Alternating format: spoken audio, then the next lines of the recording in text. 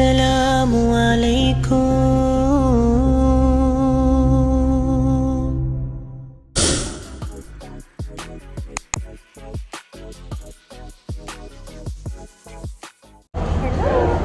Hi. Welcome to our YouTube channel. ඔන්න අද අපි ඉන්නේ කොටුවේ. අද අපි යන්න හදන්නේ අපි කොටුවට කොච්චර ඇවිල්ලා තිබ්බත් දැකලා තිබ්බට ගිහින් නැති තැනකට. ඒ තමයි කොහෙටද පල්ලියට යන්නේ. ඔයාලා තියෙනවත් ඇති ගිහින් නැතුවත් ඇති. අපි ගිහින් බලමු මොකද වෙන්නේ කියලා.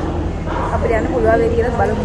අපි කොච්චර ආසාවෙන් හිටියද හැමදාම කතා වුණත් අපිට යන්න හම්බුනේ. යන්න හම්බෙලා නැහැ. මොකද ටයිම් එකත් එක්ක ඒකේට යන්න පුළුවන් ටයිම් එක තියෙනවා. අපි ඒක ඩිස්ක්‍රිප්ෂන් එකේ දාමු. උඩට ඔයාලට බලන්න පුළුවන්. අපි අද නම් වෙලාව බලලමයි ආවේ. දැන් වෙලාව 9:00යි 10:00ට තමයි බලන්න යන්න දෙන්නේ. අපි ගිහිල්ලා බලලා කියන්නම් ඔයාලට කොහොමද තත්ත්වය කියලා. ඔන්න ඉතින් කිව්වා වගේම අද අපි යන්නේ රතු පල්ලියට. ඒ කියන්නේ මේක ඇවිල්ලා මුස්ලිම් බැතිමතුන්ගේ දේවස්ථානයක්. ඒ කියන්නේ මොස්ක් එකක්. එතකොට දැන් මේ පේන්න තියෙන්නේ මේන් ස්ට්‍රීට් එකට අපිට පේන්න තියෙන ගේට් එක. ඒ කියන්නේ ගේට් නම්බර් 4. හැබැයි මෙතනින් ගිහින් අපිට මේක ඇතුළට යන්න බෑ. මේක බලන්න යනවා නම් අපි යන්න ඕනේ ඊට එහා පැත්තේ තියෙන පාරේ ගිහිල්ලා ගේට් නම්බර් 3 එකෙන් ඇතුළට යන්න ඕනේ. අපි ගේට් නම්බර් 3 එකේ අතුලට ආපු ගමන් ඉන්නේ.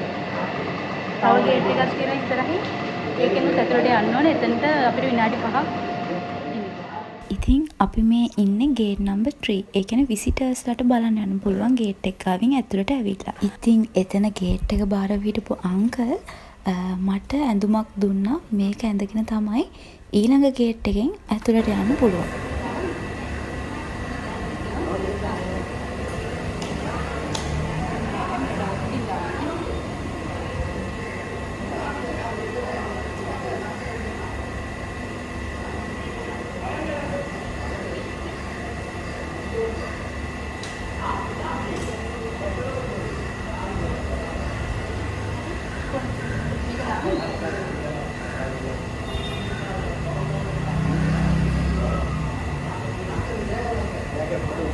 පොඩ්ඩක් උස්සගන්න ඒක. මේක තමයි ඒ කිව්වා අනිත් ගේට් එක. ඔය ගේට් එකෙනුත් ඇතුළට යන්න තමයි ඕනේ. දැන් අපි හදන්නේ.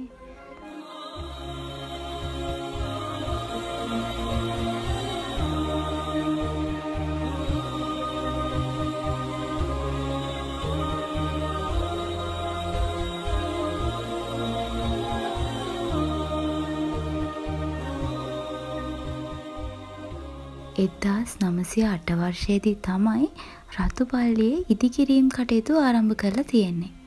ඉතින් රතුපල්ලියේ ඉදිකිරීම් කටයුතු ඉවර වෙලා තියෙන්නේ 1909 වසරේදී. මුලින්ම 1500කට පමණ ධාරිතාවයක් දරන්න පුළුවන් විදිහට රතුපල්ලිය හදලා තිබ්බට 2007 දී නව සිව්මහල් ගොඩනැගිල්ලක් ලෙස මේක ප්‍රතිසංස්කරණය කරලා තියෙනවා.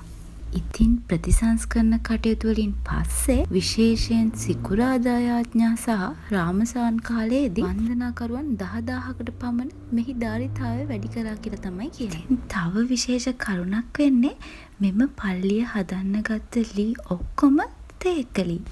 ඉතින් මේ පල්ලියේ වින්ඩෝස් වල ග්ලාස්, ටයිල්ස් ඔක්කොම ඩිසයින් කරලා තියෙන්නේ මේ මොස්ක් එකටම ගැලපෙන විදිහට. ඒ වගේම ටයිල් ඉරාන් වලින් ඉම්පෝර්ට් කරලා තියෙනවා කියලා තමයි කියන්නේ. රතු පල්ලිය විදිහට හඳුන්වන මෙම මොස්ක් එක දෙමළ භාෂාවෙන් සම්මන් කොට්ටු පල්ලි කියලත් ආගමික වශයෙන් ජාම් උල් අල්ෆාර් පල්ලිය කියලා තමයි හඳුන්වන්නේ.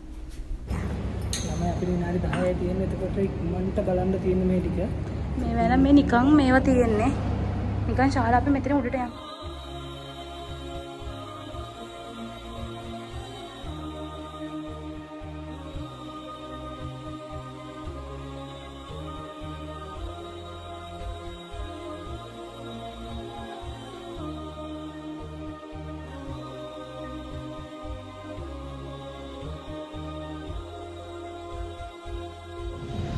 අපි උඩට ඇවිල්ලා ඉන්නේ. මාරම ලස්සනයි. අන්තිමට අපි එන්න ඕන තැනට ආවා. විනාඩි 2කින් වගේ උඩට නැග්ගා. මොකද අපිට විනාඩි 10යි දීලා තියෙන්නේ. මම මේ වගේ එකක් ඇඳමයි. අවස්ථාව ලස්සනයි. ලස්සනයි නේද? කලින් ඇඳලා දිනා කැම්පස් එකේ ආදී ටික. හැබැයි ලස්සනයි මෙයානේ. පොඩි කේස් එකකට කියලා තියෙන්නේ අවුවයි. වෙන නම් අවුලක් නැහැ. හැබැයි මුළු කොළඹම පේනවා. අපි දැන් මේ ඉන්නේ රූෆ් টොප් එකේ. එතෙන්ට ගියාපුවාම අපිට හාබර් එක පේනවා මාරම ලස්සනයි. මාරම ලස්සන view එකක් තමයි ඒකේ උඩට පේන්නේ.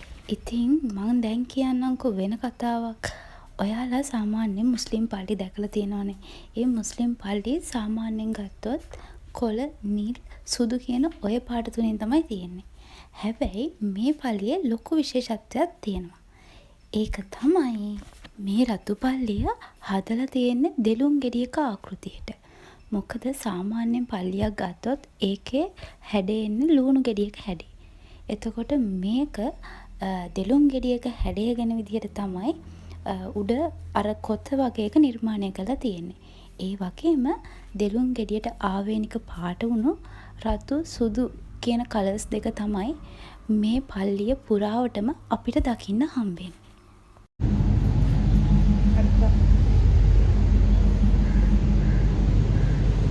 ඔව්.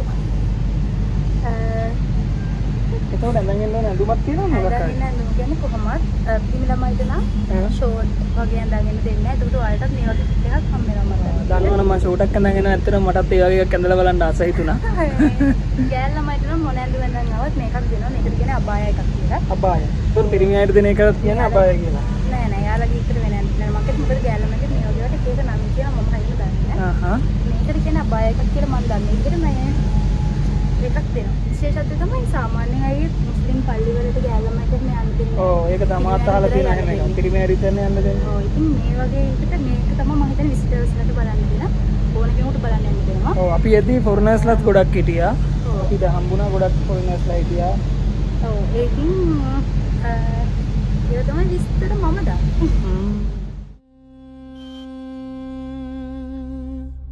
Assalamu alaikum.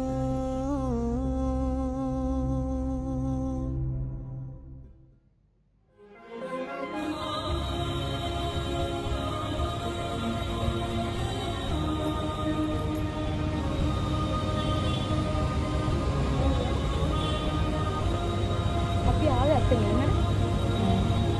අපි ආවේ එතනින්. අපි ආවිල මේ තට්ටු ඔක්කොම නැග්ගා. අපි උඩ තමයි ඉස්සෙල්ලා හිටියේ. නේද?